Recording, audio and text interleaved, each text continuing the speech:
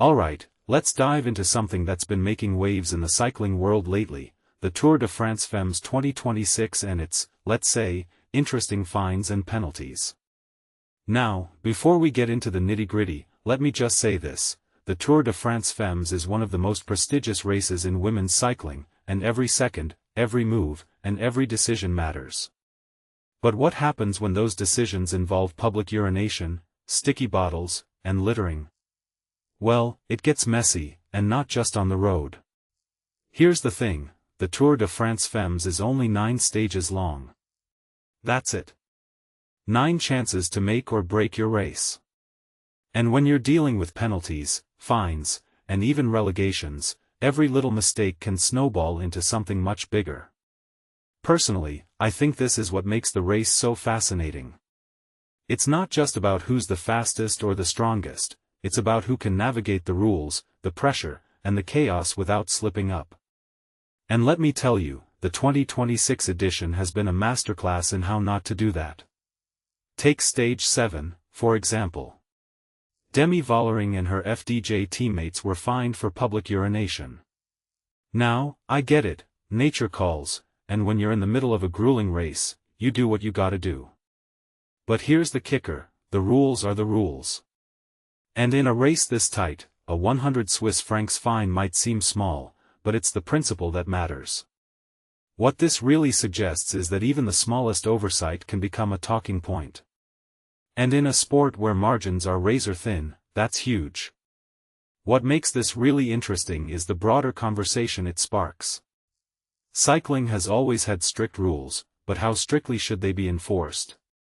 I mean, we're talking about athletes pushing their bodies to the absolute limit.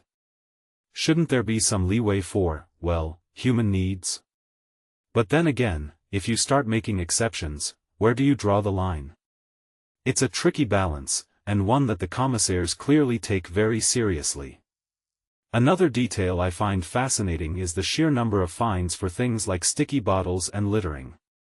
Sticky bottles, for those who don't know, are when a rider grabs a bottle from a team car in a way that gives them an aerodynamic advantage. It's a small thing, but it's against the rules. And the fines?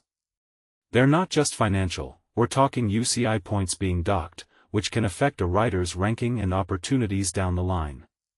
What many people don't realize is that these seemingly minor infractions can have major consequences. It's not just about fairness, it's about maintaining the integrity of the sport.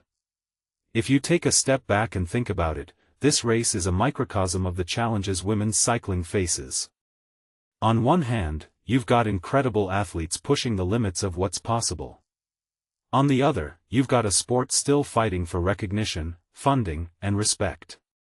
And when you add in these fines and penalties, it feels like the system is working against them in some ways. I'm not saying the rules shouldn't be enforced, but it does raise a deeper question. Are we holding women's cycling to a different standard than the men's race? It's something to think about. One thing that immediately stands out is how these penalties can shape the race. A time penalty here, a relegation there, it can completely change the dynamics. And in a race as short as the Tour de France Femmes, that's a big deal. From my perspective, it adds an extra layer of strategy. It's not just about riding fast, it's about riding smart. And when you're dealing with rules that are, let's be honest, a bit nitpicky, that's easier said than done. So, what's the takeaway here? Personally, I think it's this, the Tour de France Femmes is more than just a race. It's a platform, a battleground, and a reflection of where women's cycling is today. The fines and penalties are just one part of the story, but they're a crucial one. They remind us that this sport is still evolving, still figuring out how to balance tradition with progress. And as we watch these incredible athletes push forward, we're not just witnessing a race, we're witnessing history in the making. But hey, that's just my 2 cents. What do you think? Are the rules too strict, or are they necessary to keep the sport fair? Let me know in the comments below.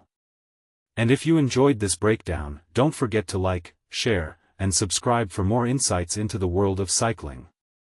Until next time, keep those wheels spinning.